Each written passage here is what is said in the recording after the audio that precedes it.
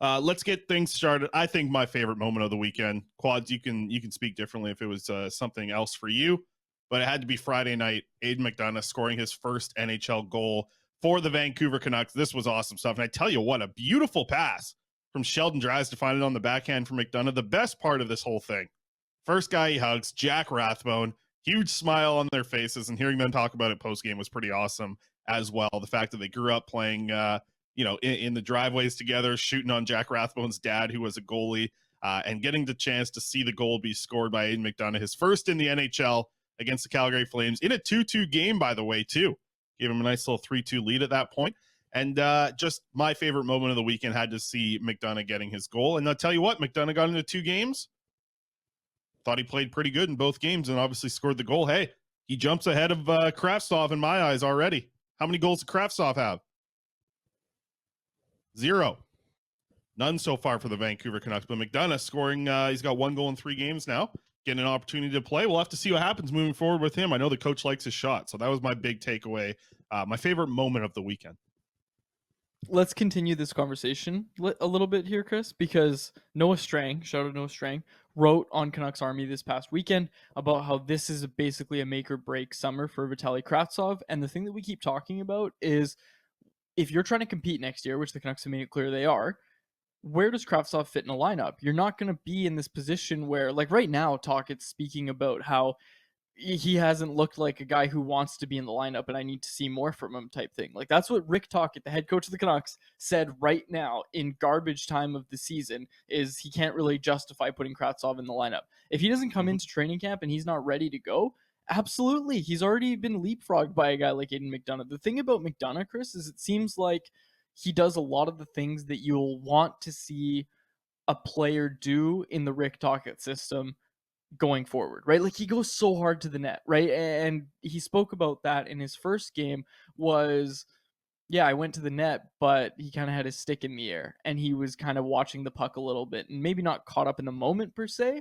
but he did talk about how, yeah, against Calgary, I just kept my stick on the ice and was a lot more focused on it. And you're seeing him get rewarded. Like it was great to see him score that goal. And on the topic of Kravtsov, it's just that, yeah, you're seeing a guy like McDonough, who we don't have a ton of super high expectations for. You're seeing him right now. I would say he deserves to be in the lineup over Kravtsov. Like, I think so. I think if you're trying to win, you have McDonough in the lineup over Kravtsov. Yeah, and I think that can be looked at 2 ways as well, as just the simple fact of playing McDonough over Kravtsov. But I think the way you have to look at it right now until things change is who's a better bottom 6 option, right? And I think we've heard Rick Tocchet talk about this quite a bit. The fact that he needs that bottom 6 to be able to forecheck hard, be strong on pucks, be good in your own zone, smart when you're in the neutral zone, a lot of little things. I think in both regards of just simply being in the lineup and being in a bottom 6 role, like McDonough has earned at least that for the rest of this season. And you're right, the offseason will be big for Kravtsov. Is he going to stick around? Is he going to work with Tocchet? All that stuff. But I think right now, no matter what, you have to keep playing Aiden McDonough in the bottom 6 role. There's no other guy that really makes a lot more sense to me. Kravtsov isn't going to do it.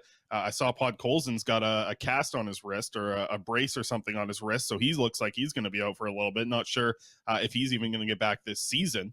So I think you got to roll with McDonough right here, and this is the good part of the end of this season, right? We got to see Akito Hirose make his debut. We got to see McDonough score a goal. To me now, the next step is like, okay, but now what does McDonough look like with JT Miller? Right? What does he look like with Elias Pettersson? Can he actually be like really effective in that role? I think that's the next step we have to look towards here. And I wonder how much changes, because another thing that happened this weekend, not like it really matters that much, but maybe it does like a tiny bit. The Canucks were eliminated from playoff contention. I think that's not a huge shocker to anyone, but I wonder if that makes a couple things change with how the lineup is used, how Quinn Hughes is playing minutes, and we'll get to that in just a second. But I wonder if McDonough now gets a chance in the top 6 because, he scored a goal. Listen, he scored a goal in a game and he did it the right way, the thing that Rick Tocchet likes to see. And I don't think McDonough's been bad either. Like, I think he's been pretty like good in the spot that he's in. It's not like he's being gifted great line mates either. And I think he's been one of the better guys on his line so far in the last few games here, especially over the weekend getting into the 2 games. So we'll have to see what happens here with McDonough. But I do want to mention the Quinn Hughes stuff, okay? So we talked about the minutes. We've talked about how the season's coming to an end here. Quinn Hughes, over the last 3 games, has averaged 29 minutes and 28 seconds of ice time. It is a lot of minutes. And I know people will be like, oh, but 2 games went to overtime. So I did some more numbers here without overtime. Over the last 3 games, Hughes has averaged 28 minutes and 42 seconds without overtime. He's playing a ton of minutes, man. And it's like at the point in the season now where I don't know. I just think it's just going to happen as this is how it's going to be for the rest of the way, right? And this is how it's going to be next season. And it does have to worry you a little bit. Like playing that much is a lot, man. And I know Quinn Hughes is really good at avoiding contact and avoiding injury. He's been pretty damn good at that throughout his NHL career. But man, you're really testing fate when you start to play a guy nearly 30 minutes a game. And he had a couple games this week where he played 30 plus minutes. Like it's too much. It's too much. And it's not only, I'm not even looking at it now as just this season. Because obviously, like I think everybody's in agreement here that he shouldn't be playing 30 minutes a night at this point in the season with this much on the line. But I will also wonder, like, is this what Talkett's going to do next year? And what happens when the games actually matter? Right? Like, is Quinn Hughes going to be playing 33 minutes a night to start the season next year? Like, it sounds crazy to say that sentence out loud, but there has to be a legitimate possibility that we see some games at the start of next year when things really matter, where Hughes is like playing more than half the game. Like, that is a very legitimate possibility. If they're playing him this much in games that don't matter, imagine how important they're going to be at the start of next season. Are you asking me if that's going to be the case? Because I think it's basically guaranteed that it is, unless this team, makes some major addition or they do go out and get some defensive help. I think the other thing to consider, Chris, when we talk about next season is with Philip Roenick in the lineup, Hughes' ice time is coming down. We already saw the effects of that, right? So you saw a 4-game taste, right? I think your concerns are valid, though, of him playing a lot down the stretch. I'd say going into next year, unless there's some addition, Hughes is still going to be playing a lot, as is Philip Roenick, but it's not going to be over 30 minutes, I don't think, for Hughes with Philip Roenick healthy in the lineup. Look, like I think the Canucks have made it clear that, or like Talkett's made it clear that in order to win with this lineup and this roster, he does need to play his big guys a lot, right? And when he came here, he talked about how he didn't want to do that. Talked about rolling 4 lines more, but that's the thing about head coaches in Vancouver is they quickly figure out that you're not going to win games unless you're playing Elias Pettersson and Quinn Hughes a lot. And I think Talk has just experienced that. Again, Philip Roenick coming back, it's going to help. It's going to help. You hope, obviously, that because he's been shut down and all that sort of stuff, that he's 100% and ready to go for next year. But yeah, if they're not missing as many bodies, because they're missing more than just Philip Roenick too, right? I'm not saying Oliver Ekman-Larsson returning would, drastically decrease Hughes' ice time. It might a little bit, but I think Hronek's the big one that you're kind of waiting for. So here's my question, because a lot of people are pushing back in the chat to a degree. Everyone's like, Adam's got a good point. They're missing a lot of bodies. Hirose is like the 12th guy. A couple good comments there from Adam. Dominic's mentioned this as well. Corey mentions, it wasn't a healthy Hronek at that point. But here's the question that I have then is like, once Talkett sees what it looks like on a defense core when he's playing Hughes for 30 minutes a night, when the games matter next season, I do think that makes a change. Yes, you're going to have some healthy bodies to start next season, but you know what you're going to see from Quinn Hughes when you play him 30 minutes a night. He was able to win this team, which hopefully gets to improve going into next year, and I think it will, with some changes and some players coming in. But the games are going to matter to start next season. So I do think that, yes, like him playing a lot of minutes right now is good, because I do think it does matter to have Quinn Hughes on the ice right now. It definitely does. But next year, when the games actually matter, that's where I can see it even being more. Like I can see his minutes being higher in a game where, let's say the Canucks are down by 1 and there's 15 minutes remaining. Quinn Hughes is going to play 8, 9, 10 minutes of that final 15. That's just how it's going to be in a 1-goal game where points matter at the start of the season. They're going to count, like that's going to happen. Because then, when Hronek's back and healthy, okay, then you're rolling, Hughes and Hronek out there for 10 of the final 15 minutes as a pairing. Because that's like your comeback line. That's your comeback pairing to get going there. So I think the minutes are going to continue to go up.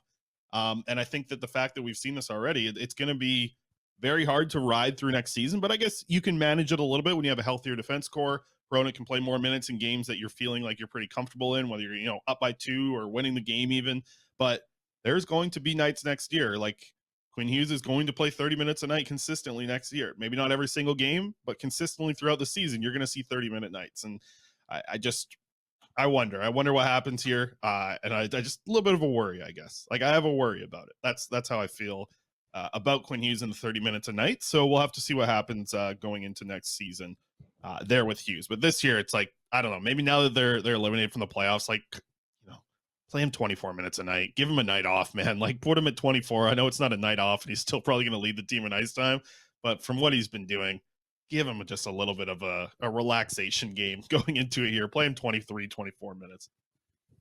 Okay, so as we close out the weekend conversation, Chris, I just want to quickly get this in because I was just kind of watching some post-game coverage of the Calgary Flames game last night. So the Calgary Flames, they beat the Anaheim Ducks, and Milan Lucic is talking about, the Flames winning 4 straight games, he talked about the win over Vancouver as being a big statement game for this team. He says, I think it says a lot about this team that we were able to go in and beat a team like Vancouver, who's one of the best teams in the league right now.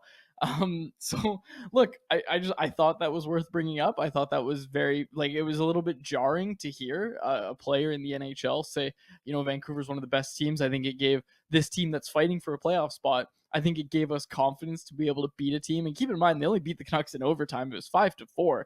But it was just so funny to me hearing Lucic say that, because I just feel like in this market, you hear something like that, and it's just I don't know. It was funny, and I thought it was worth mentioning. Just that Milan Lucic said that the Canucks were one of the best teams and gave them confidence to go in and beat the Czechs Notes Anaheim Ducks last night. So yeah, and Markstrom got chased in that game. We were talking about Jacob Markstrom getting hot right now, right? Like, I don't have to talk too much about Flames or anything, but it was looking like Jacob Markstrom was getting hot at the right time for the Flames, right? Looked okay in the Canucks game. I think he only made 18 saves on 20 shots, or whatever it was. It was, I know he wasn't fantastic and he didn't face a ton of shots. And I know Demko faced, I think, 41 shots in that game. But anyways, Markstrom looked like he was getting hot. And then in Anaheim yesterday, lets in 2 pretty bad goals and gets the yank for Dan Vladar. I think it's a situation to watch. I know a lot of people only want to hear about the Canucks. That's fine. I'm watching the Calgary Flames. I want to see how they do down the stretch here. It's tight. It's a tight little race here down to the finish for the Western Conference playoffs. Now, obviously the Canucks no longer in that conversation, but even the Seattle Kraken are only 1 point ahead of the Jets right now at the time of this recording, and the Jets are only 2 points ahead of the Flames. There is a world where the Kraken, granted they have two less games played than both the Jets and the Flames. There's a world where the Kraken missed the playoffs, despite being, kind of out of this conversation for a while, where it was just, well, Seattle's a playoff team. There's a world where Seattle misses the playoffs. It's not likely, but it's interesting to watch down the stretch how this all kind of unfolds. Yeah, well, the Flames needed a win, and you could see the emotions of their celebration post game. That overtime win did mean a lot to them. Yeah, Markstrom wasn't great. 16 of 20 he stopped on that game against the Vancouver Canucks on Friday. But yeah, you could tell, when they scored that overtime goal, they flew over the bench. Big celebration at both ends of the ice. So good stuff. Yeah, the Flames are going to make a push here. But Alex has brought this up in the past too. The Flames with 15 loser points. Crazy that they have 15 overtime or shootout losses. Flames in Vancouver on April 8th. That's right after a game with the Jets. So legitimately, the Flame season could come down to a matchup with those mighty Canucks that they're so scared of facing. Again, April 8th. So that might be a game to watch. They were right, though. Lucic, the Canucks have been, what was it, the second best team since the deadline going into that Friday game? They're the second best team in the NHL since the deadline. They have been good. They've been winning a lot of games, but we'll see. We saw them last year be the best team in the league for a while as well. So that we'll see what shall happen. Final thing I did want to bring up was Brock Boeser. Brock Besser's got 4 goals over his last 5 games. Brings him to 17 goals and 53 points through 68 games. Pretty good. The numbers are showing up here. So I thought I'd dive into a little bit of let's get the fancy stuff up here. Head up the Hockey Viz. Shout out to the good folks over there at hockeyviz.com for the offensive and defensive breakdown here of Brock Boeser. Minus 7% on the offense he's added. And here's a tough one. Plus 15% expected goals for per 60 boost. So though I think we've seen a lot of the eye test show us that Brock Boeser's made big improvements, there's a lot of scoring chances against happening still for him when he's on the ice this season. 15% higher than the team without him. So I don't know, take it as you are with these. Like, I don't think this hockey viz graphic that we have up here is the be all end all about Brock Besser. Um, my eye test tells me that he has made big improvements defensively, and I think a lot of that comes from the board work, and I think a lot of that's not necessarily measured in some of these graphics here, but you know, the numbers are the numbers for expected goals, right? And they are definitely not looking good for him defensively and not looking good for him offensively. So we'll have to see what happens, but he's been good of late. 4 goals over his last 5 games. Like I said, he's up to 17 goals on the season, and he's played through 68 games. So I think you have to look at the second half of the season as a little bit of a step for Brock Besser, but at the same time, he's at the point now where it's like he's got to be who he is in the NHL. There's not much more about like development and steps in his game. Like, he's at the age now where he's got to become the guy if he wants to be, live up to his potential here. So there's not much more of a runway for him to kind of develop. Like, he is what he is at this point. We'll have to see what happens with him in the offseason. But you got to give him props. 4 goals over his last 5 games. He's scoring them from going to the dirty areas and, keeping your stick on the ice like you talked about with Aiden McDonough earlier. So good stuff from Besser of late. But we'll see what happens moving forward.